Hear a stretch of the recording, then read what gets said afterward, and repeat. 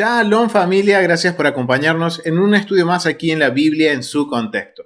Esta semana nos corresponde cubrir la porción que se llama Re, que significa en el español mira con entendimiento.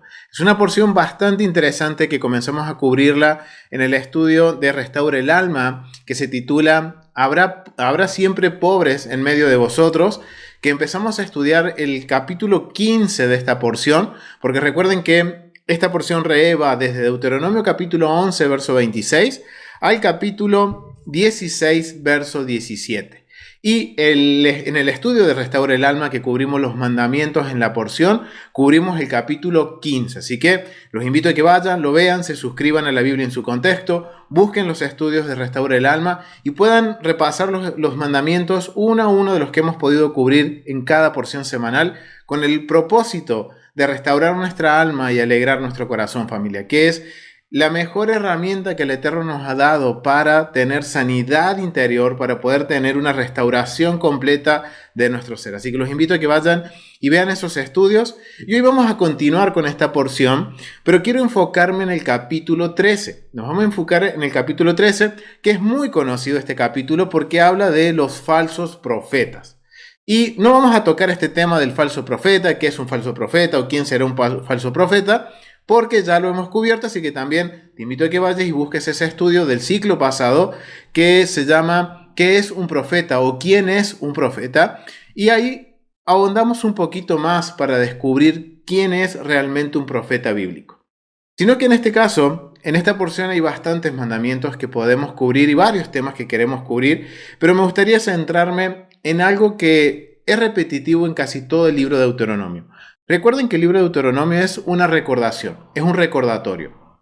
Y el Eterno empieza a recordarnos los mandamientos desde la salida de Egipto, desde el monte Sión, desde el monte Sinaí, desde ahí empieza a recordarnos todos los mandamientos y los estatutos. Pero hay una particularidad, y yo no sé si ustedes se dieron cuenta, que cada vez que termina un recordatorio, termina con el recordatorio de la idolatría. Una advertencia en contra de la idolatría. Y este capítulo 13 no solo nos está hablando de quién es un falso profeta o para saber discernir quién habla o no de parte del Eterno, pero también nos trae una advertencia a nosotros como pueblo con respecto al peligro de la idolatría. Y una gran pregunta que podríamos hacernos es, ¿cómo lidiamos con eso el día de hoy? Ya que hoy quizás no hay imágenes, no hay adoraciones como había y hemos estado cubriendo en el antiguo Medio Oriente, de pasar los niños por el fuego, de tener estatuillas. Muchas veces eso lo descartamos porque salimos mucho del catolicismo o de lugares donde había adoración a imágenes. Entonces, ¿cómo lidiamos con esto hoy en día? Ya que no estamos en la tierra de Israel, no hay una teocracia y obviamente tenemos que lidiar con algunas cuestiones diarias y nos tenemos que relacionar con personas que están en la idolatría. Entonces, lo que vamos a hacer, familia, vamos a tratar de entender un poquito este aspecto de la porción, principalmente del capítulo 13, enfocándonos en el peligro de la idolatría. Y por eso yo quiero compartirles, para empezar, algo que encontré en uno de los recursos que hablan, un comentario que habla sobre Deuteronomio, y vamos a enfocarnos en el capítulo número 13. El recurso se llama el libro de Deuteronomio. Vamos a ir al libro de Deuteronomio. Permítanme aquí un segundito. Y vamos a hablar un poquito, como les decía, sobre lo que es el peligro de la idolatría, que es algo que hoy en día no es tan visible, o podremos llegar a la conclusión de decir de que es una línea muy delgada, en donde quizás muchas veces no nos estamos dando cuenta cuando cruzamos esa línea y caemos en la idolatría. Entonces, vamos a ver qué nos comenta Peter C. Craig, que es el autor de este recurso, y miren lo que nos habla con respecto a el capítulo 13. En el capítulo 13, los peligros que presenta la idolatría y la religión extranjera se convierten en el foco central de atención. Ese es podemos decir, el tema central. No es el falso profeta, sino que el tema central del capítulo 13 tiene que ver con la idolatría, con este gran peligro. El capítulo se divide en 3 secciones, cada una de las cuales tiene un tema común, a saber, la tentación explícita de renunciar a la alianza del pacto. Sigamos a otros dioses. Van a ver que en este capítulo se va a presentar mucho esta frase de sigamos a otros dioses. En capítulo 13, verso 3, verso 7 y verso 14.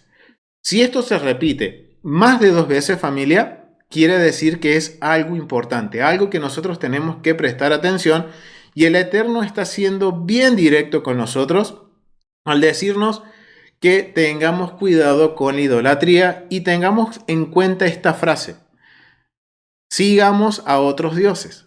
Esa va a ser la cuestión de este capítulo. Las 3 secciones especifican las principales personas o grupos dentro de la sociedad que podrían ser la fuente de la tentación. O sea, nos va a enseñar el Eterno a través del capítulo 13, nos va a poner en diferentes escenarios, en donde hay distintos factores que pueden hacer que nosotros caigamos en idolatría. No nos vamos a enfocar en esos agentes que nos pueden llevar a la idolatría, sino que nos vamos a enfocar en cómo evitar nosotros esos factores, cómo lidiar con esos factores que quizás nos lleven a la idolatría. Entonces, vamos a seguir profundizando un poquito más con respecto a este tema. En cada una de estas secciones se enfatizan varios puntos en el discurso que tratan sobre la fuente y la naturaleza de la tentación, la pena legal que se debe aplicar a los criminales y a la acción positiva que se debe tomar para mantener una verdadera lealtad al Señor del pacto. Las penas legales señaladas en este capítulo pueden parecer a primera vista excesivamente duras, pero la razón de la severidad radica en la naturaleza del crimen. La existencia continua con la comunidad del pacto dependía literalmente de la lealtad del Señor del pacto. O sea, podemos decir que es un recordatorio de que Israel tiene que ser leal ¿a qué? Al Eterno, al Dios que lo sacó de la tierra de Egipto. Y hay una lealtad al pacto. Recuerden que porciones anteriores estuvimos hablando sobre amarás al Señor tu Dios con todo tu corazón, con toda tu mente, con todas tus fuerzas, con todos tus recursos. Y determinamos que el amar a Dios tiene que ver con una cuestión legal. Entonces, como vemos, lo que nos menciona este comentarista es que en el capítulo 13 se nos hace énfasis en ¿qué? En el peligro de la idolatría, en donde va a haber distintos factores que nosotros tenemos que estar atentos. Y para estar atentos necesitamos estudiar, conocer los mitzvot, los mandamientos, conocer la escritura para no ser tentados. Y a la hora que venga la tentación, nosotros oponer resistencia. Y no importa, porque vamos a ver que hay, como dice el autor, vamos a dividir este capítulo 13 en 3 partes. Y en cada una de estas partes hay un escenario distinto y hay cuestiones distintas que nos pueden llevar a la idolatría. Entonces, nosotros tenemos que estar atentos, familia. Y la forma de estar atento es estudiando, conociendo la palabra de Dios. Y eso nos va a dar el discernimiento para saber si estamos siendo tentados a ir a la idolatría, a adorar a otros dioses sin darnos cuenta, o estamos alerta y entonces oponemos resistencia y damos, podemos decir, testimonio de nuestra lealtad al pacto que el Eterno ha hecho con su pueblo Israel, y aún más nosotros, familia, tenemos que ser leales. Porque nosotros que no teníamos heredad, que no teníamos Dios, que no teníamos promesa, pero a través de Yeshua nosotros ahora fuimos injertados a esta nación Israel. Somos parte, conciudadanos con los israelitas, con los santos, como dice Pablo. Somos conciudadanos. Y tenemos que aferrarnos al pacto y darle lealtad al Señor del pacto, como dice el autor, por medio de Yeshua. Entonces, aún más nosotros tenemos que lidiar con esto de la idolatría. Recuerden que también nosotros no hemos sido criados en una cultura o en un ámbito en donde hemos crecido rodeado de la palabra del Eterno, conociendo sus mandamientos, sus estatutos y sus decretos. Entonces, necesitamos enfocarnos, familia, en estudiar estos mandamientos y estar atentos a lo que es la idolatría. ¿Para qué? Para poner resistencia y marcar un precedente, familia. Así como Israel tuvo que marcar un precedente contracultural allá en medio de los asirios, de los mesopotámicos, de los babilónicos, hoy en medio de las naciones nosotros tenemos que marcar esta diferencia y ser un precedente contracultural. Así que vamos a comenzar entonces con la lectura del capítulo 13 y vamos a leer la primera parte. Recuerden que lo vamos a dividir en tres. La primera parte va a ir del capítulo 13 del verso 2, vamos a ir al verso 2 al verso 6. Y quiero invitar, disculpen que estaba en otro capítulo 13, que un poquito más adelante, y vamos a leer del capítulo 2 al capítulo 6. Y, del verso 2, vamos a leer del verso 1 al verso 6. Y quisiera invitar a mi hermana Rosario Bors, si lo puede leer.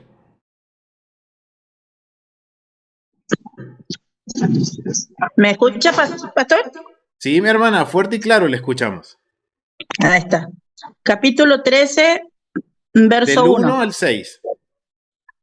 Cuando se levantare en medio de ti profeta o soñador de sueños y te anunciare señal o prodigios, y si se cumpliere la señal o prodigio que él te anunció, diciendo, vamos en pos de dioses ajenos que no conociste y sirvámosle, no darás oído a las palabras de tal profeta ni al tal soñador de sueños, porque Adonai vuestro Dios os está probando para saber si amáis a Adonai vuestro Dios con todo vuestro corazón y con toda vuestra alma. En pos de Adonai vuestro Dios andaréis, a él temeréis, guardaréis sus mandamientos y escucharéis su voz. A él serviréis y a él seguiréis. Tal profeta o soñador de sueño ha de ser muerto, por cuanto aconsejó rebelión contra Adonai vuestro Dios, que te sacó de tierra de Egipto y te rescató de la casa de servidumbre, y trató de apartarte del camino por el cual tu Dios te mandó que anduvieses, y así quitarás el mal en medio de ti. Amén. Si te hasta ahí, mi hermano. Vamos a leer hasta ahí. Hasta ahí. Vamos a dejarlo hasta ahí. Vamos a hacer la primera parte. Del verso 1 al verso 5 es la primera parte. Ahora, yo quiero hacerle esta pregunta, familia, y quiero que dejen sus comentarios y los coloquen en el chat. ¿Quién es la fuente de la tentación en esta primera parte del libro de Deuteronomios capítulo 13? ¿Quién es el tentador? ¿Quién va a ser usado para que seamos tentados? Como dice el Eterno, Dios nos va a estar probando si vamos a guardar sus mandamientos. Y va a poner a que un agente, algo que haga que nosotros nos podamos llegar a desviar. ¿Quién es? A ver, ¿quién es esta de qué está hablando? Muy bien, familia, dice de un falso profeta, un profeta. En sí, si está hablando de un profeta y de un soñador de sueños, está hablando de líderes religiosos. Hay un grupo de personas que puede hacer que nosotros nos desviemos, que yendo tras de estos líderes religiosos, nos estemos yendo en idolatría. Por eso es que tenemos que estar atentos. O sea que el primero, o podemos decir, la primera fuente de tentación, no vamos a decir culpables porque la verdad, como dice ahí, el Eterno dice, por medio de estos falsos profetas y soñadores de sueños, o sea, podemos decir, de estos líderes religiosos, el Eterno nos va a estar probando. O sea, la culpa no va a ser de ellos, sino va a ser nuestra si nos dejamos tentar, si nos dejamos llevar a la idolatría. Entonces, miren, quiero compartirles esto, familia, para que tengamos un poquito más de conocimiento y poder seguir profundizando más en esta primera parte y entender cómo nos tocaría lidiar en estos casos el día de hoy cuando hablamos de líderes religiosos que nos quieren llevar a adorar a dioses ajenos o rebelión contra la Torá, la palabra de Dios. Entonces, miren, vamos a compartirles esto, quiero compartirles esto, familia, que proviene también de este recurso, y vamos a ir analizando todos juntos. Entonces, ya tenemos claro que la primera parte, que va del capítulo 2 El capítulo 13, del verso 1 al 5, está hablando de líderes religiosos. La primera fuente de tentación podría ser un profeta o un soñador de sueños. Tanto la profecía como los sueños eran medios legítimos de recepción de la revelación en Israel. Por lo tanto, lo que se prevé es un hombre cuyo papel o función conlleva una autoridad religiosa particular en la comunidad, para que pueda abusar de su posición para sus propios fines malvados. Tal persona podría realizar o ser instrumental en una señal o en un prodigio. Eso lo dice el verso 2. El cumplimiento de una señal o un prodigio predicho en el verso 3 normalmente sería una indicación de la validez del profeta. En este caso particular, sin embargo, las palabras del profeta o soñador, después del cumplimiento de la señal o prodigio, dejarían en claro inmediatamente que era un falso profeta o soñador cuando dice: sigamos a otros dioses y sirvámosles. O sea, miren qué interesante. Tenemos una persona con autoridad religiosa, podríamos decirlo, porque eso era lo que se entendía también en el contexto del antiguo Medio Oriente. Alguien que veía visiones, que tenía revelaciones de los dioses o que soñaba sueños, eran personas que de alguna forma tenían una autoridad. Muchas veces eran los reyes que, al ser los hijos de los dioses o eran como los representantes de los dioses en la tierra, los dioses hablaban con los reyes por medio de profecías, de revelaciones, de sueños. Y cuando, por ejemplo, en el antiguo Medio Oriente, una persona del común tenía un sueño dado por Dios, era una advertencia para el rey. O sea, imagínense lo importante que eran estos términos dentro del contexto cultural del antiguo Israel. Obviamente, hoy en día está un poquito desfasado esto, o nosotros lo hemos entendido distinto, pero es algo bien importante. Está hablando de líderes. Y algo bien interesante, que los líderes hacen esta señal, este prodigio, se cumplen lo que dice, pero ni bien esto termina de suceder, el milagro, el prodigio, que se cumpla la profecía, ellos dicen automáticamente: sigamos a otros dioses y sirvámosles. Eso nos denota que es un falso profeta. Es el Eterno que nos está probando a través de esta fuente de un líder religioso si vamos a ir en pos de ese líder o vamos a ir en pos de lo que el Eterno dice en su palabra. Entonces, algo bien interesante. Miren lo que dice: ningún verdadero profeta de Dios podría pronunciar tales palabras, que estarían en directa contradicción con el primer mandamiento, en Deuteronomio 5:7, y con el gran mandamiento de amar a Dios con todo tu corazón, a quien no conocéis. Las palabras son un recurso retórico empleado por el orador para enfatizar lo absurdo de las palabras de un falso profeta. Eso lo vamos a ver también en los versículos 7, 8 y 14 de este capítulo 13. Conocer implica experiencia, más que conocimiento intelectual. Los israelitas conocían a Dios por su experiencia de su presencia con ellos y de su palabra dirigida a ellos, pero no tenían tal conocimiento de ningún otro supuesto Dios. ¿Ok? Miren qué interesante. ¿Qué es lo que nos está insinuando el comentarista aquí? Israel, está bien claro, Israel tiene una relación con su Dios, y eso marca la diferencia en el mundo antiguo, en donde Israel conoció la voz de Dios. Recuerden que en el monte Sinaí, Israel, el pueblo, escuchó las 10 palabras del Eterno, lo que conocemos como los 10 mandamientos.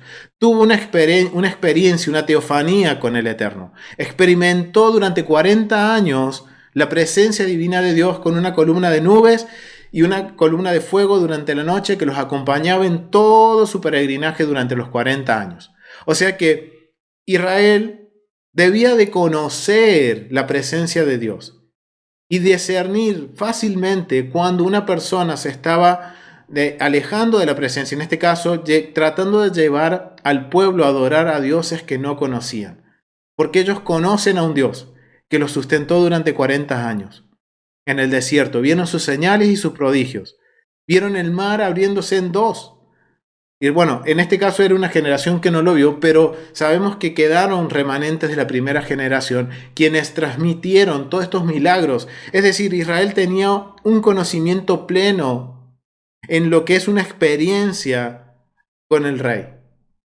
Entonces, este profeta es tan absurdo y por eso se hace esta aclaración cuando dice a quien no conocías, es para mostrar que esto es algo absurdo, que se levanta un líder religioso que supuestamente tiene que ser alguien que está dentro del pueblo de Israel y que se levante y diga, no, no, es que esto no es así, vamos a adorar a otros dioses. Por más que se cumpla lo que diga, y si te estás llevando por otro camino, huye, como dice la pastora Nereida, huye de esa persona, porque te estás llevando por un camino que el Eterno no quiere que vayamos, porque se supone que como Israel nosotros conocemos cuál es el camino.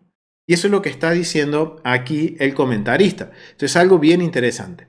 Miren, y justamente esto es un mandamiento de no escuchar las palabras de estos falsos profetas, que pueden hacer señales que se cumplen, pero si al cumplirse nos dicen vamos y adoremos a otros dioses o adoremos al Dios que conocemos de otra forma que no agrada a Dios, entonces no debemos escucharlos. Miren lo que dice el mandamiento. El mandamiento es el verso 4. No escucharás la palabra de este profeta. La esencia de este mandamiento: está prohibido prestar atención a cualquiera que profetice en el nombre de un ídolo. Leyes. La prohibición de escuchar a un falso profeta no se refiere solo a alguien que intenta traer al pueblo de Israel a la adoración de un ídolo, aunque afirme haber recibido instrucciones de Hashem. Miren lo que está diciendo. Aunque afirme haber recibido instrucciones de Hashem de cierto mitzvot, ya no debe observarse, él también debe ser rechazado. Es más, se puede levantar hasta un falso profeta diciendo: yo tengo una revelación de Hashem que este mandamiento ya no es para nosotros. Si nosotros conocemos los mandamientos, los tenemos que rechazar, a menos que sea una persona establecida de larga legitimidad como profeta, que altera temporalmente una ley que no sea idolatría, en la creencia de que conduciría a la santificación del nombre de Hashem. Y vamos a ver en la historia bíblica que hay profetas que por un tiempo hacen como un pequeño paréntesis en los mandamientos y va a ser, por ejemplo, acá vamos a leer el ejemplo de Eliyahu Hanabí, del profeta Elías, que en su época él no se podían presentar ofrendas fuera o levantar un altar fuera del predio del templo. Pero él, para confrontar a los sacerdotes de Baal, a los profetas de Baal, levanta y hace un holocausto fuera de Jerusalén, fuera del templo. Pero eso es por una cuestión, vamos a decir, como de suma necesidad, una cuestión que lo ameritaba, pero no es que él hizo ese holocausto y después cambió la ley a que no, ahora tenemos que ir a este lugar a hacer los holocaustos. No. Pero cuando hay una persona que se levante y dice, yo tuve revelación, y dice este mandamiento ya quedó abolido, ya no es para nosotros, ahí tenemos que estar atentos, nuestras antenitas bien atentas y alejarnos de esa persona. ¿Por qué? Porque muy probablemente lo que quiere es llevarnos en pos de dioses ajenos, a la idolatría o a la rebelión de Hashem. Miren la perspectiva del mandamiento. Un ejemplo perfecto de un profeta establecido que fue permitido suspender temporalmente un mitzvot sería Eliyahu Hanabí, cuando con el fin de refutar a las afirmaciones de los falsos profetas del ídolo Baal, erigió un altar fuera del Beit Hamidash en un momento que los altares privados estaban prohibidos. Y eso lo vamos a ver en Primera de Reyes capítulo 18.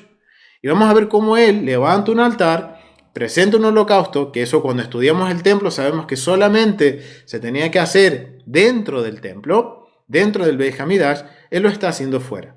Pero esto sirvió y fue algo temporal, ¿para qué? Para marcar una diferencia.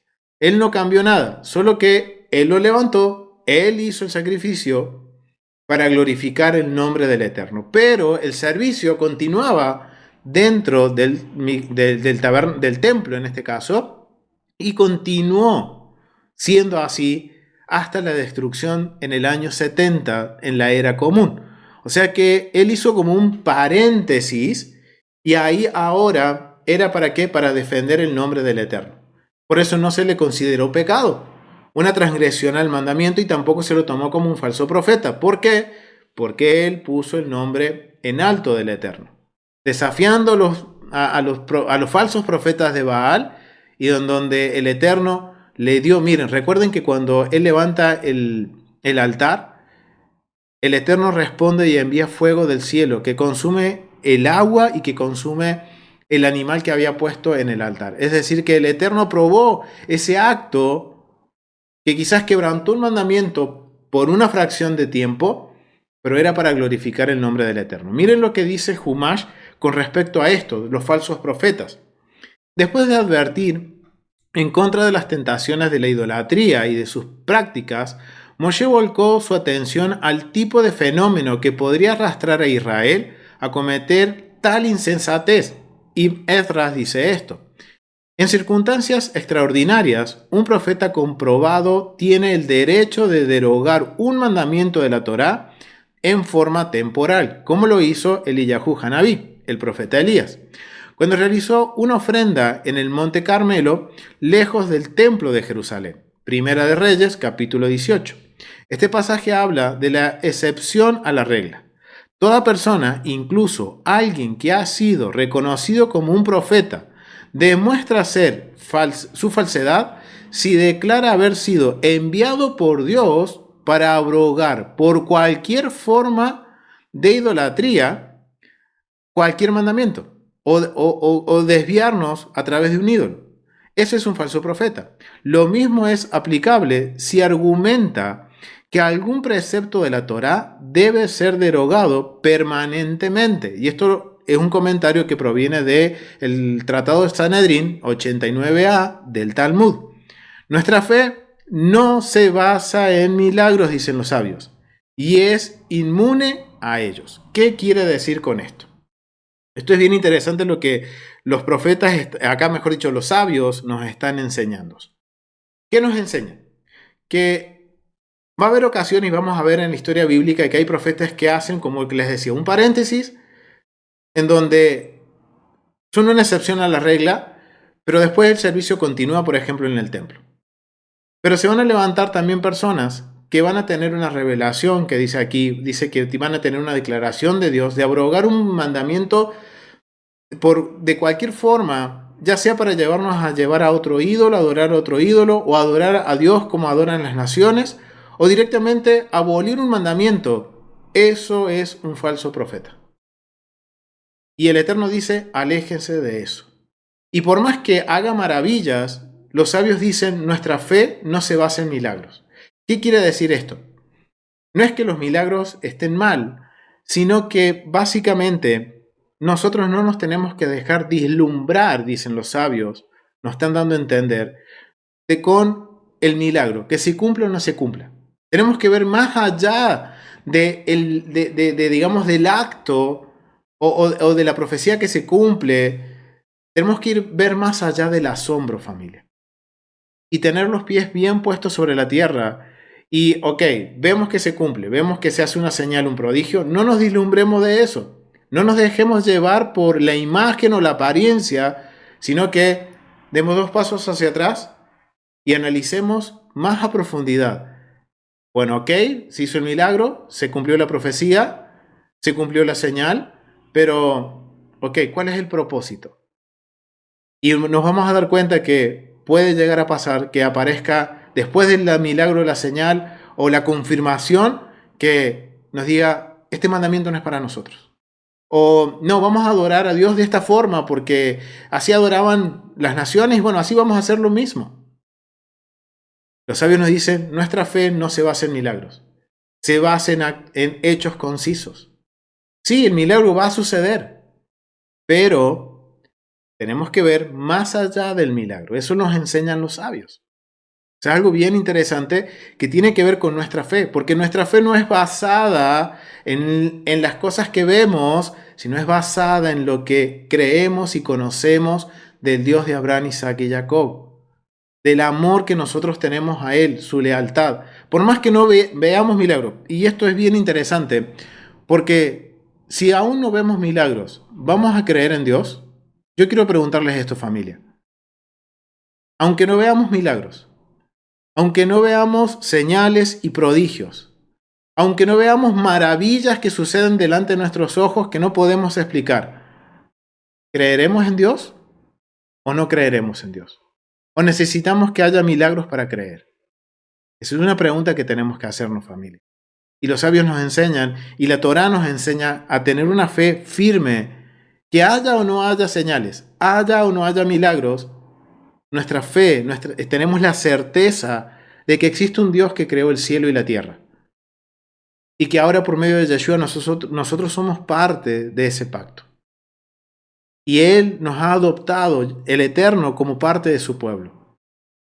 Y nos ha dado un estatus, nos ha dado una promesa, nos ha dado pacto, nos ha dado una herencia. Cosas que no teníamos, principalmente la promesa de la vida eterna. Aunque no veamos ningún milagro, ¿seguiremos creyendo en que Dios está en control de todas las cosas? Esta es una gran pregunta que nos podemos hacer. Y ahora entendemos por qué el Eterno dice, enviaré falsos profetas, líderes religiosos que traten de desviarlos. ¿Para qué? Para probar nuestra fe. ¿Dónde está nuestra certeza? Si nos vamos a ir detrás del milagro o nos vamos a ir detrás de quien nos hace el milagro, nos dio el milagro, aquel que nos rescató, que es el Eterno. Por eso nos recalca, yo soy el Eterno, el Dios que lo sacó de Egipto. ¿A quién vamos a ir? ¿Detrás del Dios que nos sacó de Egipto o detrás de la maravilla del milagro? Y por eso levantará el Eterno líderes que nos engañarán. Ahora, la culpa, como les decía en un principio, ¿va a ser de los líderes o va a ser nuestra? No, va a ser nuestra familia. Porque yo soy el que tengo que discernir. El Eterno los va a usar, sí, con un propósito, de probarme. Ahora yo tengo que tener el conocimiento para pasar ese examen. Miren lo que más dice el Humash Art Scroll. Dice lo siguiente. Se cumplirá la señal o maravilla. Aunque la prueba del profeta se cumpla, está prohibido obedecer sus instrucciones. En relación con los motivos por los que Dios permitiera que un charlatán haga un milagro o prodigio o un suceso, en relación con los motivos por los que Dios permitiría que un charlatán haga un milagro o prodigio o prediga un proceso con precisión, la Torá explica que Dios está poniendo a prueba nuestra fe, Rashi. Pero miren lo que dice Akiva. Ni se nos ocurra pensar que Dios produciría un milagro para los idólatras. Nuestro versículo habla más bien de alguien que se acredita como un verdadero profeta y luego se aprovecha de su reputación para asegurar que Dios quiere que el pueblo adore un ídolo. Sanedrín, capítulo 90a. ¡Wow! Esto es bien interesante. Rashi dice que tenemos prohibido escuchar a un charlatán que haga milagros y prodigios y nos lleve fuera de la Torá y nos aleje de la presencia de Dios. Mientras que Akiva nos dice, ni se nos ocurra pensar que Dios hará un milagro para los idólatras. Este versículo no está hablando de un profeta, de acuerdo a lo que dice Akiva, dice que entiende de que este falso profeta no es alguien que viene de las naciones, sino que ya es alguien, una autoridad dentro de Israel, que ahora, aprovechando de su, podemos decir, reputación, se deja llevar por su corazón y trata de arrastrar al pueblo a la desobediencia, a la idolatría. Y esto es algo que, si nosotros conocemos la historia de los reyes, es algo que sucedió. Familia, si nosotros vamos a Primera de Reyes, vamos a ir a Primera de Reyes y vamos a ver un ejemplo, familia, de lo que los sabios están hablando, tanto Rashi como Akiva, y lo vamos a fundamentar a través de la escritura. Vamos a ir a Primera de Reyes, aquí, capítulo 22. Y esta es la historia del profeta Micaías. Vamos a leer del verso 5 al verso 12. Me gustaría que mi hermana Daisy León pueda leerlo.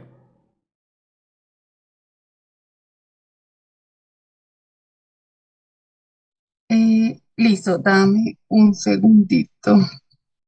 22 me dice, ¿sí? Sí, del verso 5 al 12.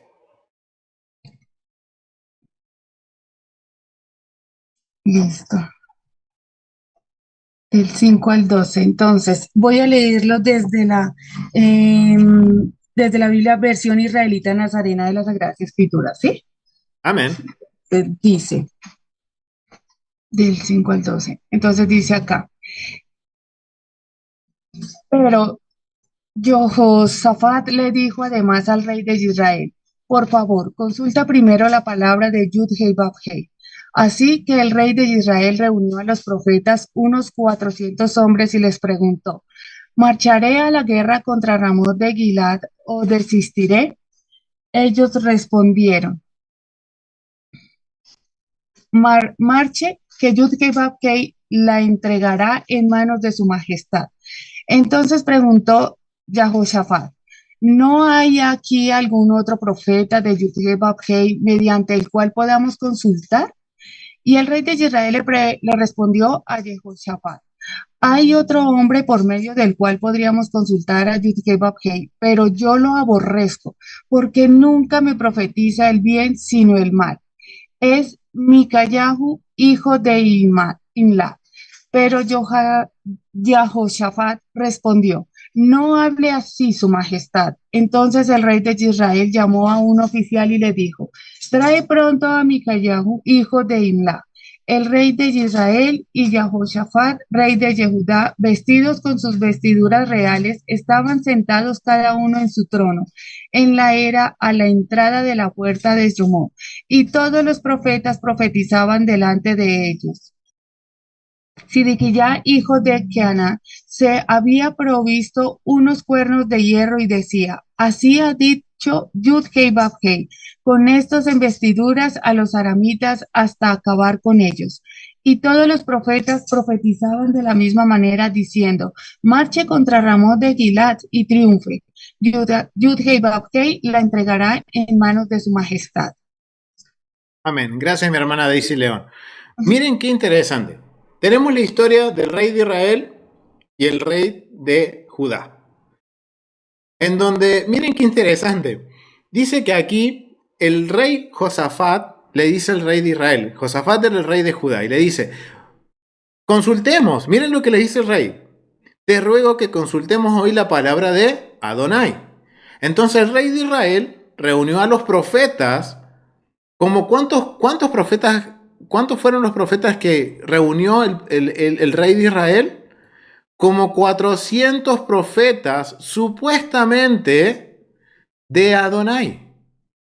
400 profetas de Jehová, supuestamente, y los voy a poner entre comillas, porque vamos a seguir leyendo la historia, los cuales le dijeron, ve y sube al rey, porque Adonai, miren lo que dice, el Eterno, el Dios de Abraham, Isaac y Jacob, entregará a Galaad en tus manos.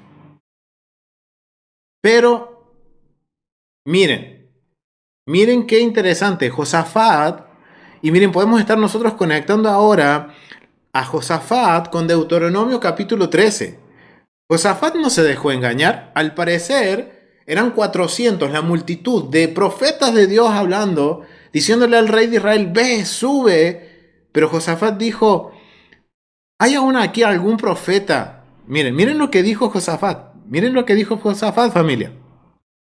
Dice, y aún aquí hay profetas, ¿hay algún profeta de Adonai por el cual consultemos? Tenían 400 profetas delante de él. Y le dice el rey de Israel, ¿no hay un profeta aquí que realmente hable de parte del Eterno? Y miren lo que le responde el rey de Israel. Hay un varón por el cual podríamos consultar a Adonai. Hasta el mismo rey de Israel sabía que los 400 que le estaban profetizando eran falsos profetas, por más que dijeran somos profetas del Eterno. Pero el rey Josafat conocía los mandamientos, conocía la voluntad del Padre, del Eterno, del Rey de Reyes. Entonces él dice, ok, hay 400, hablan muy bonito estos 400, nos dan la victoria, pero aún me parece que estos profetas no hablan de parte de Dios. ¿Hay alguno todavía que pueda llegar a hablar de parte de Dios? Y sí, hay uno, le dice el rey de Israel, un varón llamado Micaías, hijo de Imla, pero dice que el rey de Israel lo aborrecía porque no le hablaba cosas buenas, más le hablaba lo malo. Entonces el rey Josafat le dijo, no hable así, rey, y traigan a este profeta. Y entonces el profeta Miqueas, hijo de Imla, fue y habló el rey, y obviamente vemos que no le dio la profecía que el rey de Israel quería. Pero miren lo que dice, ahora vamos a ir a los versos 24 y 25. Miren lo que sucede en los versos 24 y 25. Entonces se acercó Sedequías, hijo de Kenana, o sea, el líder de los 400, falsos profetas, supuestamente de Adonai, que se había hecho cuernos y señales y cosas así bien, bien aparatosas para llamar la atención y mostrar que su profecía era verdadera. Miren lo que sucede cuando Micaías los confronta tanto al rey de Israel como a los 400 profetas diciéndole, rey, parafraseando, el Espíritu del Eterno no está en estos 400 profetas. Los envió para engañarte y que mueras.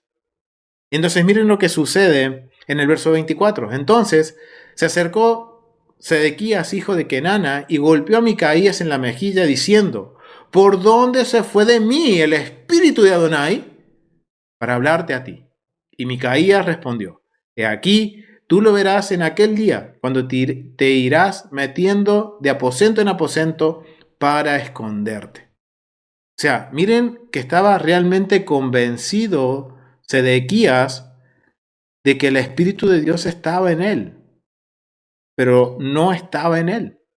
Entonces aquí tenemos un claro ejemplo, familia, de que muchas veces, como entienden los sabios y como el Eterno nos está advirtiendo en Deuteronomio capítulo 13, de que tengamos cuidados con estos supuestos profetas o líderes religiosos que hablan de Dios, pero después dicen otra cosa. Y eso es algo que tenemos que tener mucha cautela, familia. Y eso, ahora tenemos un ejemplo, miren, el rey Josafat. ¿Qué sabía el rey Josafat? Que el rey de Israel no quería obedecer. Lo sabemos porque Israel, la casa de Israel, cambió las fiestas, cambió los días de fiesta, levantó 2 becerros de oro, uno en Dan y Betel, para adorar a Dios supuestamente y que las personas no vayan a Jerusalén. Cambiaron las leyes. Acá tenemos un claro, cambiaron el sacerdocio, y acá tenemos un claro ejemplo. Decían hablar de parte de Dios, pero Dios se había apartado de ellos. Y el rey Josafat, sabemos que todo rey de Judá se tenía que escribir una Torá. El rey Josafat era uno de los reyes buenos de Israel, que hizo conforme a la voluntad de Dios, y resulta que él estaba atento, él pudo discernir quién era un verdadero profeta de Dios. Y él no se dejó engañar. Y por eso el rey Josafat, por más que el rey de Israel quiso engañar la voluntad de Dios, Josafat vivió y el rey de Israel murió. Interesante. Pudimos validar lo que estamos viendo a través de los comentarios y la opinión de los sabios. Ahora a través de la Biblia lo podemos validar. De que tiene mucho sentido, que no nos está hablando de un profeta pagano, porque ya sabemos que es pagano.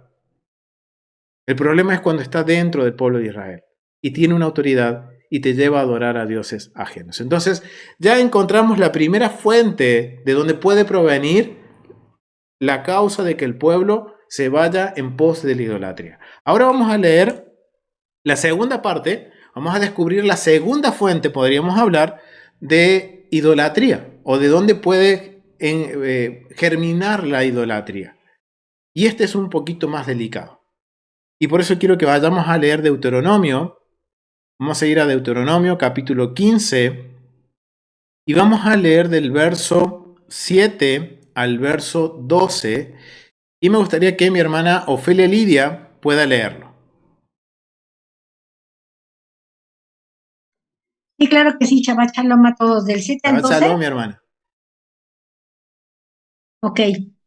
Cuando haya en medio de ti menesteroso de alguno de tus hermanos en alguna de tus ciudades, en la Perdón, mi tierra hermana, que... capítulo 13.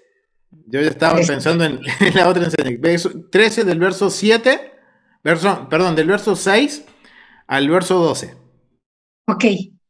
Si te incitare tu hermano, hijo de tu madre, o hijo de tu madre, o tu hijo, tu hija, tu mujer, o tu amigo íntimo, diciendo en secreto, vamos y sirvamos a dioses ajenos, que ni tú ni tus padres conocisteis, de los dioses de los pueblos que están en vuestros alrededores, cerca de ti o lejos de ti, desde un extremo de la tierra hasta el otro extremo de ella. No consentirás con él, ni le prestarás oído, ni tu ojo le compadecerá, ni le tendrás misericordia, ni lo encubrirás, sino que lo matarás. Tu mano se alzará primero sobre él para matarle y después la mano de todo el pueblo. Le apedrarás hasta que muera, por cuanto procuró apartarte de Adonai tu Elohim, que te sacó de la tierra de Misraim, de casa de servidumbre, para que todo Israel oiga y tema y no vuelva a hacer en medio de ti cosa semejante a esta. Si oyeres que se dice de alguna de tus ciudades que Adonai tu Elohim te da para vivir en ellas. Amén. Hasta Bueno, ahí, vamos a ¿verdad? dejar, es hasta el verso 11. Disculpa, mi hermana, gracias. Es hasta el verso 11. El verso 11 es del verso 6 al verso 11, la segunda parte, en donde vamos a tener la segunda fuente de donde proviene una causa de que podamos llegar a la idolatría. Ahora yo les pregunto, familia, ¿esta fuente quién es? ¿Cómo podemos nosotros determinar esta fuente? ¿Quién es esta fuente? ¿De quién nos está hablando? A ver, familia, dejen su comentario. A ver, ¿de quién es esta fuente que nos está hablando el Eterno en este momento? ¿Cuál es la fuente? Es la familia directa, familia. Está hablando de que en la primera fuente de la cual puede engendrarse o germinar la idolatría puede ser siguiendo un líder religioso dentro del pueblo de Israel que por su codicia, por su ambición, por su egocentrismo, nos lleve fuera del Eterno y nosotros vayamos ciegos detrás de un líder. Pero ahora en este segundo factor nos está hablando de algo un poco más delicado, que es la familia inmediata, la familia más cercana. Y esto es algo que, miren qué interesante, porque justamente se nos da mucho más detalle de cómo proceder en estos casos cuando es la familia inmediata y no es un líder. Si ustedes ven, cuando habla del líder dice, ok, si lo identificas, listo, juzgarlo y matarlo. Pero miren cuánta más información nos amplía cuando se trata de que la fuente puede ser la familia inmediata que nos lleva a la idolatría. Los parientes más cercanos, exactamente mi hermana Rosario Vos. Los parientes más cercanos, los más llegaditos, tus hijos, tus hijas, tu amigo íntimo, tu esposo, tu esposa, tus padres, o sea, el círculo más cercano tuyo. Esos que te conocen y tú los conoces, pero tienen un propósito, alejarte del Eterno. Ok, vamos a indagar un poquito más sobre esto. Miren lo que dice el comentario del libro de Deuteronomio. La tentación también podía venir de miembros de la familia inmediata o de un amigo íntimo, tu hermano, el hijo de tu madre, un hermano de sangre, tu esposa amada, la expresión hebrea de esposa de tu seno, tu amigo más cercano, la expresión hebrea es tu amigo que es como tú, como el alma, como tu alma, es ese amigo íntimo, ese amigo que te conoce bien y que tú lo conoces bien. Miren, son personas, está hablando de un vínculo muy íntimo, familia. Ahora, ¿cómo lidiamos con esto? La tentación del falso profeta o soñadores se haría abiertamente, basándose en una señal o en un prodigio. En esta segunda sección, sin embargo, la tentación se haría en secreto y se basaría en la intimidad de la relación o amistad. Una persona inescrupulosa estaba en posesión de ejercer una fuerte influencia sobre un pariente cercano o un amigo de una manera que un extraño no podría. Por eso es más grave, familia. Cuando la fuente proviene de una persona íntima, de alguien cercano, muy cercano a tuyo, es algo que se está haciendo en oculto. Recuerden, el falso profeta lo hace visible, lo hace público. Mientras cuando es alguien del círculo íntimo y es secreto, no solo eso, sino que puede ejercer una cierta presión para que uno cambie de opinión y se vaya detrás de la idolatría o de abolir algún mandamiento. Entonces, esto es algo bien interesante, familia. Y me llamó mucho la atención cómo el comentarista lo plantea. Dice que es algo que se da en lo secreto y que esta persona puede ejercer una fuerte influencia por ser un pariente cercano o amigo, algo que un extraño, alguien que venga de otra nación, que yo no lo conozco y venga a tratarme de llevar a otros dioses, yo le voy a decir, no. O sea, si yo conozco, tengo lo básico, el conocimiento básico de lo que es el pacto de Dios, y viene alguien que sé o que no conozco y me quiere llevar a adorar otro ídolo, yo le voy a decir, no, apártate de mí. O sea, ni siquiera le pongo cuidado. Pero cuando ya se trata de alguien que esté en tu círculo más íntimo, cuando hay alguien que te conoce, hay alguien que puede ejercer una cierta presión en tu vida, ya es una situación difícil, ¿o no, familia? Aparte, como dice aquí mi esposa, es alguien que se supone que tiene la misma fe, pero a la vez te está diciendo, vamos y adoremos, así en lo secreto, adoremos. Y puede ejercer una presión en tu vida. O sea, es alguien que dice creer en el Mesías, pues vamos a poner como nosotros, alguien que dice creer en el Mesías, que cree en el Dios de Abraham, Isaac y Jacob, pero en secreto te dice, no, pero hagamos como hacen las naciones, o nos apartemos de los mandamientos, o adoremos a Dios porque funciona, pero también adoremos a este otro ídolo porque funciona, y tiene cierta presión. Obviamente, es más fácil lidiar con un extraño que lidiar con tu propia familia. Como dice mi esposa aquí, pesan los sentimientos, las emociones. Entonces, wow, ahora entendemos por qué cuando leemos sobre esta fuente que puede ser la familia inmediata, son muchos más versos que cuando habla del falso profeta. Que uno diría, no, si es un falso profeta, tendría que hablar mucho más porque es un líder. No, el peligro está en los que están más cerquitas de ti. Y es interesante como dice cuando se da el juicio, todos los pormenores que se nos da. Eso es bien interesante. Vamos a ver qué más dice el comentario. La tentación podría parecer menos obvia cuando se presentaba dentro de la intimidad de una relación cercana y desde otra perspectiva. El tentador podría sentirse más seguro y menos expuesto a ser procesado y castigado. Recuerden cuando hay una teocracia y si alguien te quiere tentar a llevarte a un dios extraño por más que sea diga ser de la misma fe, pero te quiere llevar para otro lado, automáticamente uno tiene que ir y llevarlo al tribunal, avisar al tribunal. Y ahí entra todo un proceso que es bien interesante de poder investigar, que lo podemos leer en el Tratado Sanedrín. Pero dice que entonces el tentador se siente en una posición más segura y menos expuesto a ser procesado y castigado. La naturaleza de la tentación, sin embargo, era esencialmente la misma. Sigamos y sirvamos a otros dioses, a quien ni tú ni tus padres conocisteis. Véase también el versículo 13:3, o sea, vemos que es el mismo, la misma, podemos decir como dice ahí, la misma esencia, la misma, sí, la esencia misma de lo que el líder quería hacer, ahora lo está queriendo hacer alguien que está muy cerquita de tu lado. La observación la observación entre paréntesis se amplía esta vez para incluir explícitamente a cualquier dios extranjero perteneciente a pueblos de cualquier parte de la tierra. Perdón, de la tierra prometida. O sea, está hablando de que esta persona cree en el Dios de Israel, pero está dejando ahí, haciendo una, y este va a ser el mayor peligro, familia, y tengamos esta palabra en mente, es el sincretismo. Cree en Dios, pero vemos que como adoran en Canaán, también funciona. Entonces, adoremos a Dios y adoremos a los dioses de Canaán. Entonces, es algo bastante interesante y tengan en mente esta palabra, sincretismo, familia. Y ese es el mayor peligro hoy en día.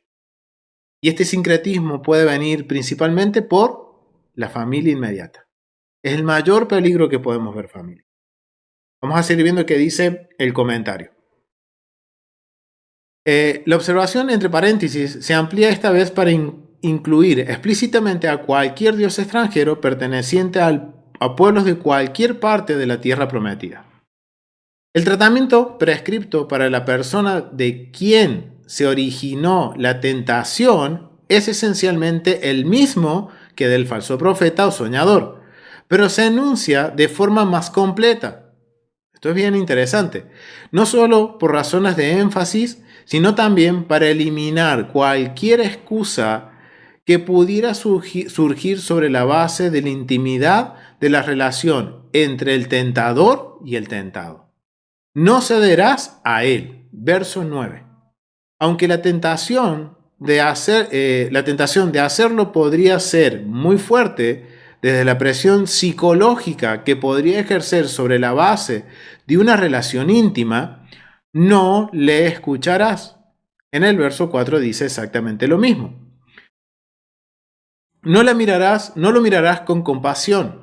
El tentador debía de ser tratado con la misma severidad que los habitantes anteriores de la tierra, sin tener en cuenta la cercanía de la relación. O sea, miren qué interesante. Cuando nosotros seguimos leyendo, dice que no tengamos nosotros compasión. Eso no se nos aclara cuando habla del falso profeta, pero sí se nos habla de cuando alguien íntimo. Dice, no le tendrás compasión.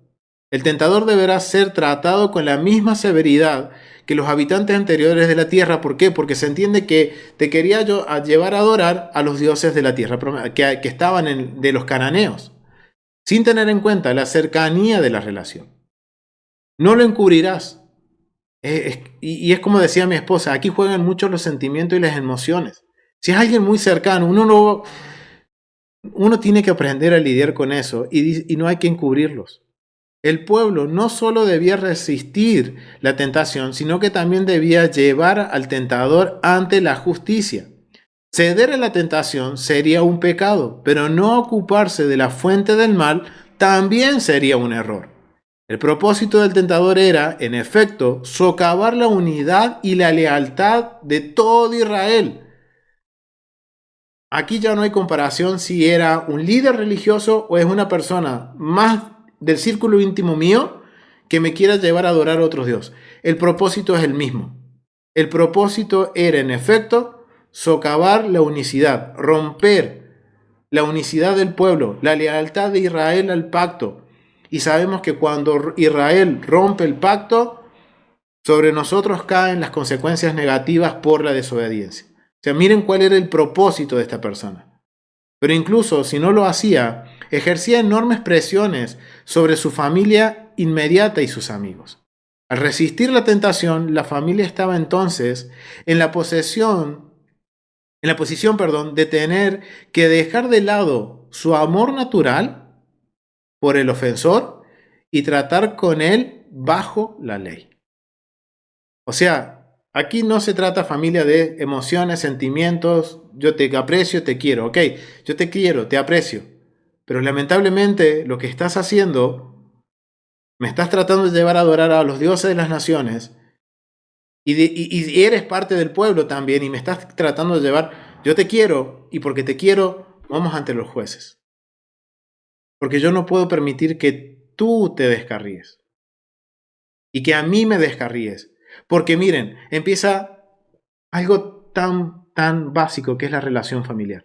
Empieza desde ahí. Y si eso gana ahí, empieza a hacerse una bola de nieve y termina haciendo que Israel se vaya todo detrás de los dioses y no atrás del Dios de Israel. Y vemos que es una constante en el pueblo de Israel. En nuestra historia como pueblo es una constante. Hasta el día de hoy, familia. Hasta el día de hoy nosotros, creyentes en el Mesías Yeshua, tenemos que lidiar con todo esto. Pablo en el primer siglo lidiaba con todo esto, con creyentes que traían su bagaje tradicional, cultura y religión de Roma y la querían sincretizar. Otra vez esta palabrita peligrosa, sincretizar con la adoración al Dios de Abraham, Isaac y Jacob. Entonces, miren qué interesante. Y justamente hay un mandamiento aquí. Y el mandamiento es en el verso 9. No lo consentirás. La esencia del mandamiento: está prohibido escuchar o tener ningún tipo de afecto por un maicís, uno que atrae a otro a la adoración de ídolos. Las leyes. El Beit Din se le permite aceptar el testimonio de 2 testigos con respecto a un podemos decir, a un tentador, aunque no le haya advertido a él por adelantado. A diferencia de todos los demás delincuentes penales, donde están obligados a dar un aviso previo. Miren la gravedad que es llevar a otra persona a la idolatría. Y la idolatría, entiéndase que no es solamente adorar a otros dioses, otras estatuitas, otras imágenes. No. Idolatría también se refiere a abolir o abrogar a algún mandamiento. Eso es lo que se entienden, los eruditos entienden, que la idolatría no solo es ir detrás de un ídolo, sino que también es quitar, cambiar, modificar de forma permanente algún mandamiento de la Torá. Esto es bien interesante. Entonces miren la gravedad, que es tan grave que a la persona no se le envía una notificación de que alguien le hizo un juicio por tratarlo de llevar a la idolatría, sino automáticamente lo detienen y entra en un proceso judicial bastante severo, que eso lo vamos a estar cubriendo en el estudio del Tratado Sanedrín. Y es bien interesante cómo es este tratado, este procedimiento. Pero vemos que es algo que el Beit Din, los jueces de Israel, lo trataban con premura. Y que era muy importante este tema. Vamos a seguir leyendo lo que dice el mandamiento. Dice que, a diferencia de todos los demás delincuentes penales, este no era avisado previamente. Movimientos como los conservadores y el reformista, y esto está hablando dentro, recuerden que esto es un recurso judío, y esto está hablando sobre a esos grupos que son conservadores o reformistas, caen en la categoría de maicís, porque separan a nuestros hermanos de la Torá y le enseñan para que se asimilen, y los engañan para que se asimilen. Sincretismo, asimilación, ese es el gran problema, familia. Y por eso ahora entendemos que este segundo factor que habla sobre aquellos que nos pueden llevar a la idolatría, sea un poquito más amplio la aclaración que se nos hace, porque esto trabaja tan íntimo, las emociones, los sentimientos, que puede hacer que haga que en algún momento nosotros flaqueemos si no estamos firmes y no tenemos el conocimiento necesario, y que seamos, como dice, engañados. Como dice aquí, hay movimientos dentro del mismo religión del judaísmo, hay movimientos conservadores o reformistas que separan a los hermanos de la Torá y los engañan con asimilaciones. Esto quiere decir que se están mezclando la Torá con cosas que provienen de las naciones. Y eso sucede, familia. Entonces, ese es el grave problema. Y la asimilación no es por un líder, sino que ahora entendemos que todo eso puede haber iniciado en el círculo más íntimo de la persona. Y fue cobrando fuerza, hasta que los líderes se contaminan y tratan de llevar al pueblo en pos de una asimilación, de un sincretismo y alejarse de la Torá. Y es bien interesante el mandamiento. Miren el comentario que encontré sobre este tema en el Humash. El incitador al descarrío. La nación no puede tolerar ningún intento de incitar a la gente a adorar ídolos. O sea, eso es aborrecible. Dios lo aborrece, nosotros los tenemos que aborrecer. Tan terrible es ese pecado que, aunque el pecado sea el más entrañable, el pecador sea el más entrañable y querido de los parientes, su víctima deberá entregarlo al tribunal. Miren lo importante que es esto de la idolatría, familia. Tan terrible es ese pecado que aunque el pecador sea el más entrañable y querido de los parientes, su víctima debe entregarlo al tribunal. Cabe destacar que los levitas demostraron ser la legión de Dios al confrontar a sus parientes más cercanos. Ahí tenemos el mejor ejemplo, familia. Cuando Israel hizo los becerros de oro, el becerro de oro, ¿quién se puso a favor del Eterno? Los levitas. Y no importó si eran sus hermanos, si los querían mucho, si eran los más allegados, ellos tuvieron celo de Dios e hicieron justicia. Es algo difícil, familia, porque estamos hablando del círculo más íntimo. Es algo bien, bien interesante. Y miren qué interesante porque miren lo que dice aquí. Aquellos cerca de ti, aquellos lejos de ti. La Torá menciona este detalle para enseñar que las características absurdas de los ídolos cercanos y de sus adeptos se pueden averiguar que también los lejos, los que están lejos, aquellos que no conocemos, son similares. O sea, es algo que podemos decir, cae de maduro, de que si te dicen, no, vamos a adorar estos ídolos que son de acá cerca, como también los de allá lejos, y estamos hablando de que es lo mismo. O sea, los sabios dicen, Rashi dice, en palabras en argentino, cae de maduro, que te está queriendo llevar a adorar otros dioses, ya sean que estén cerca o lejos, es lo mismo, es idolatría. Son similares, sus adoraciones son similares. Y cuando nosotros ahora entramos en el contexto cultural, nos damos cuenta que sí, todos los dioses cambiaban de nombre, pero los tipos de rituales eran similares. Miren lo que dice, el ser humano por naturaleza suele fantasear con que las condiciones son mejores en otros lugares. Del mismo modo, la Torá advierte en contra de la noción errónea de que los estilos de vida de lugares distantes son más sofisticados que la corrupción que uno observa en su entorno. ¡Wow! Interesante eso. Entonces vemos que al tratarse de alguien de la parte más íntima, entonces estamos hablando de algo que es mucho más grave y una situación un poco más difícil. Ahora vamos a ver cuál es el tercer factor o la tercera fuente que nos puede llevar a una rebelión contra Dios o a llevar a ídolos. Vamos a leer del verso 13 al verso 19 de Deuteronomio. Capítulo 13, del verso 13 al 19. Vamos a leer del 12 al 19. Mi hermana Rosario, ¿vos puedes leerlo? Perdón, al 18. Sí, mi pastor. Adelante, del verso 12 al 18, mi hermana. Deuteronomio 13, del 12 al 18.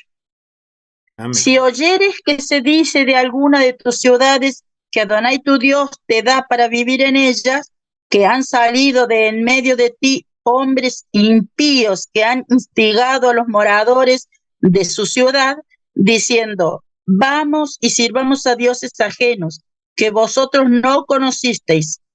Tú inquirirás y buscarás y preguntarás con diligencia, y si pareciere verdad, cosa cierta, que tal abominación se hizo en medio de ti, irremisiblemente herirás a filo de espada a los moradores de aquella ciudad, destruyéndola con todo lo que en ella hubiere, y también matarás sus ganados a filo de espada, y juntarás todo su botín en medio de la plaza, y consumirás con fuego la ciudad y todo su botín, todo ello como holocausto a Adonai tu Dios, y llegará a ser un montón de ruinas para siempre.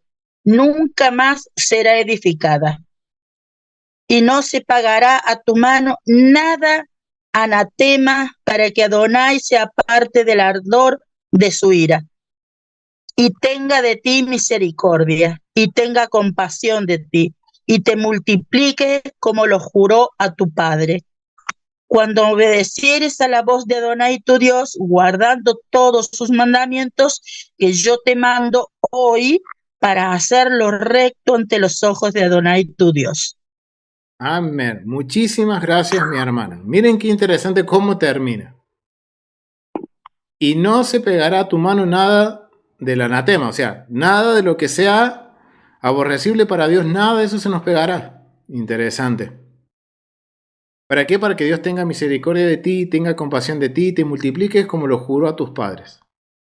¿Cuándo qué? Obedecieres la voz de Adonai tu Dios, guardando todos sus mandamientos que yo te mando hoy para hacerlo recto ante los ojos de Adonai tu Dios. Ahora, ¿quién es este tercer factor? ¿Cuál puede ser este tercer factor de que podamos ser arrastrados en la idolatría, en un anatema, en una rebelión contra Dios? Este tercer factor, ¿quién puede ser, familia? ¿Quién puede ser este tercer factor?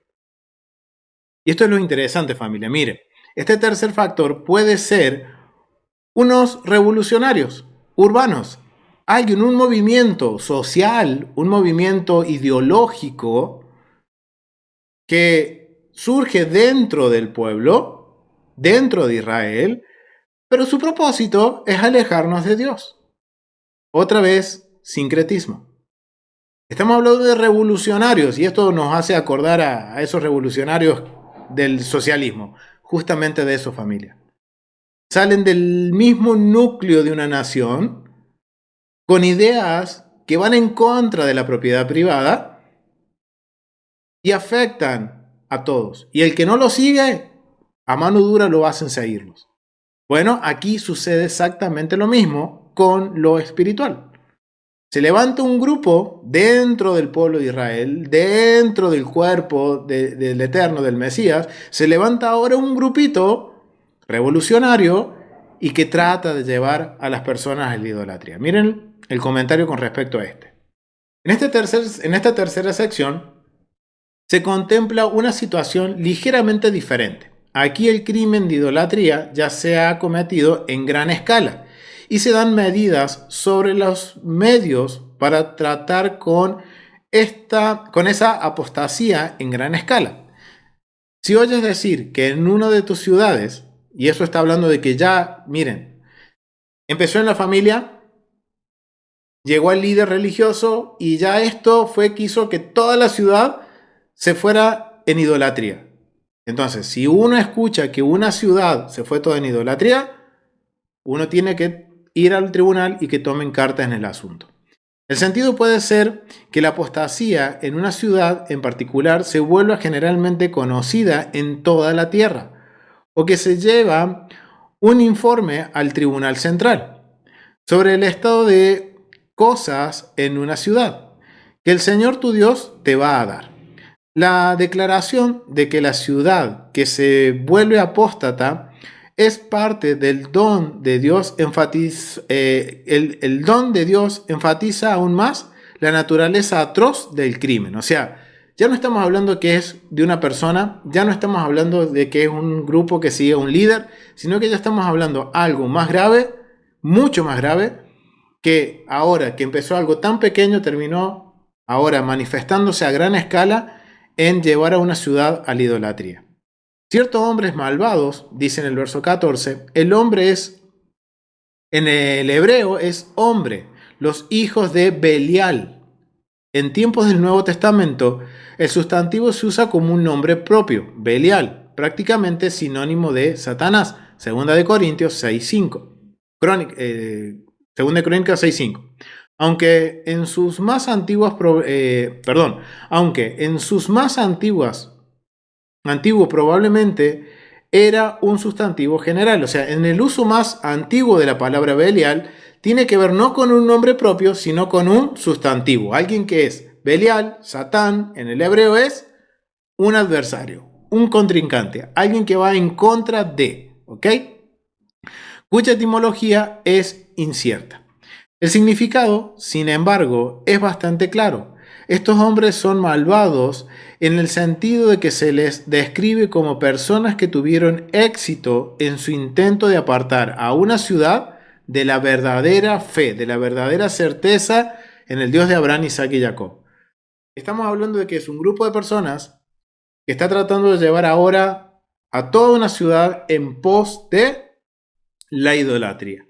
¿Y saben qué, familia? Aquí se me vino a mente palabras de Yeshua, que justamente podemos asociarlas con esta tercera parte, con este tercer factor que nos puede llevar a la idolatría.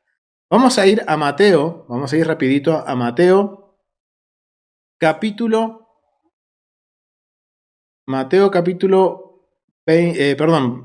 7, vamos a ir al capítulo 7, y miren lo que dice en el verso 21 al 23.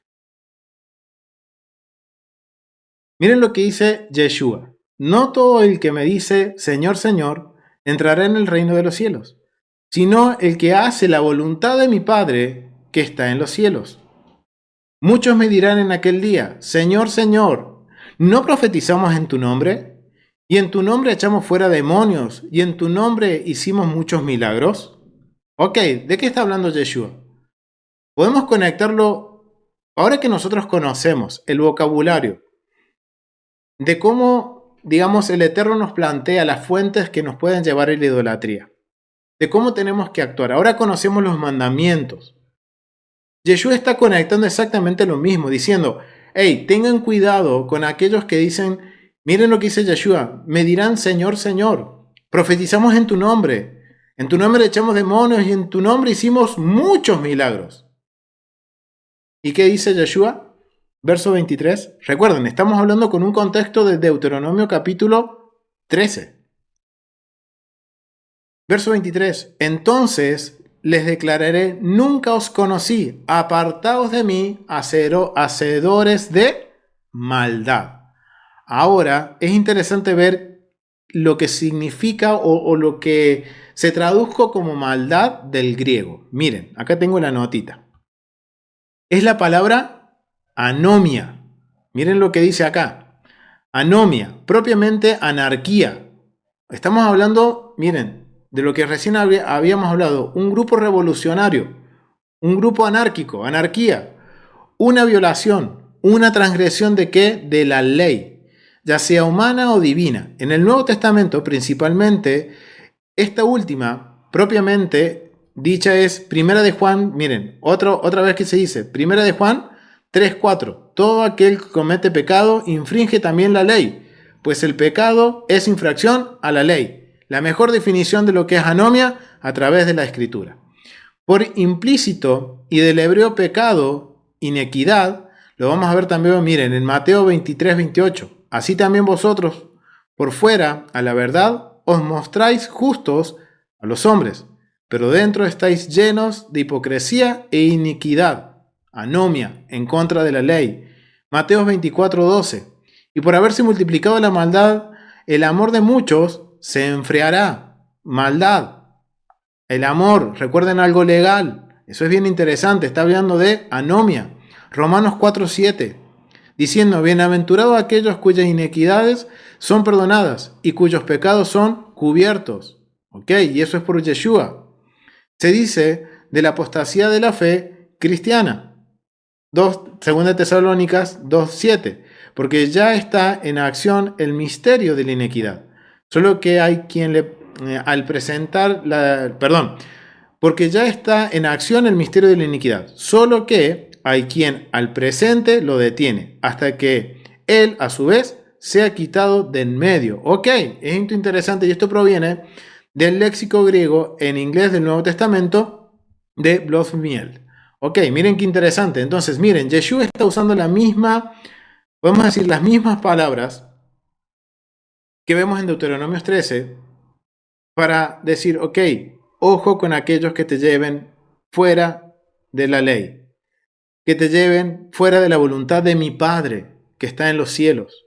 Mateo 24 recién leíamos. Vamos a ir a Mateo 24, del verso 10 al verso 12.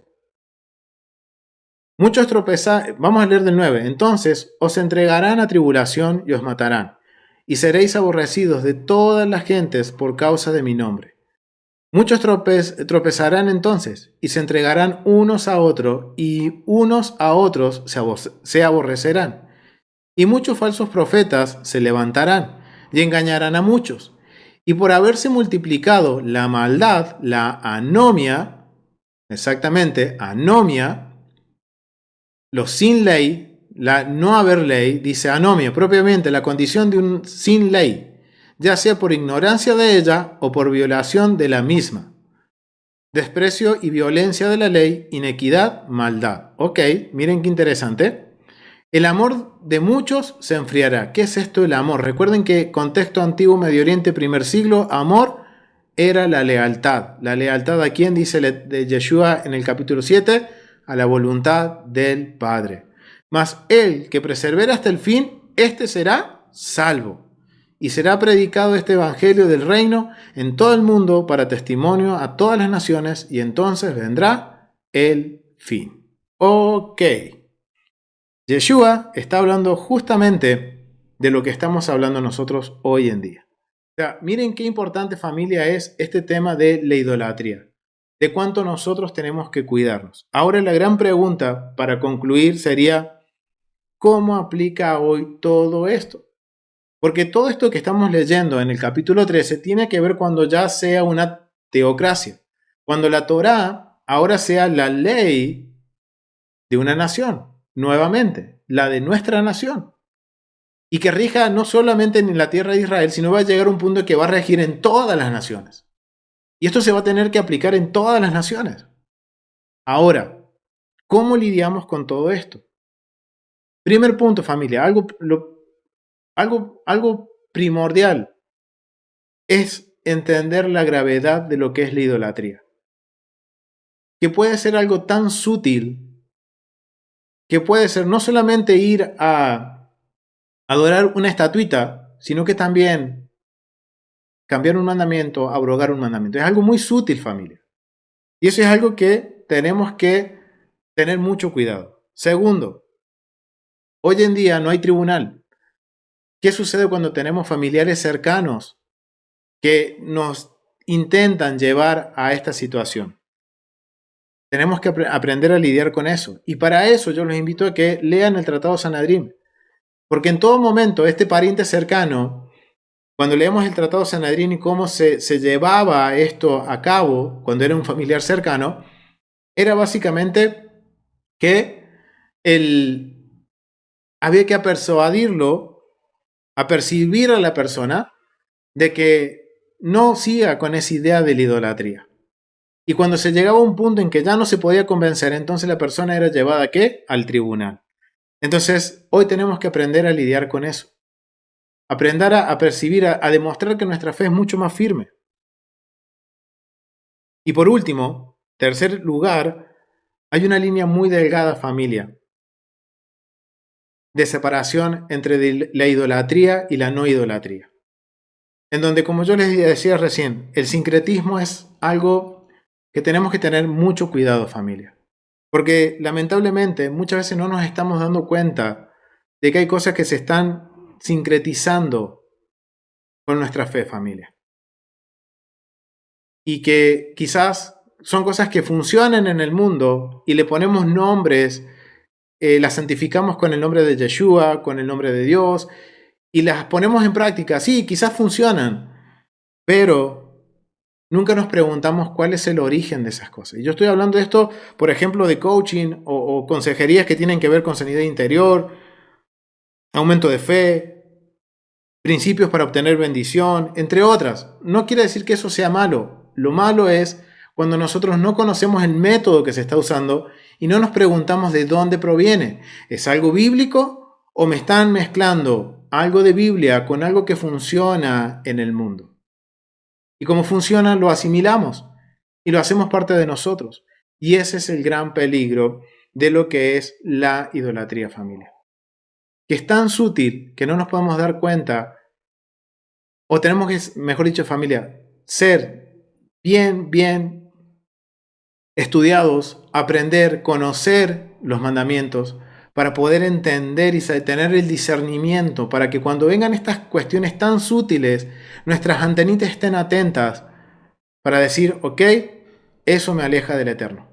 Entonces, ok, voy a hacer firme, yo creo en el Dios de Abraham, Isaac y Jacob a plena fe, entonces lo que el Eterno dijo, eso voy a hacer. Entonces voy a tratar de, si es alguien muy cercano mío, de hacerlo que a percibirlo, de que cambie de opinión, darle testimonio del Dios de Abraham, Isaac y Jacob, y que él cambie la opinión.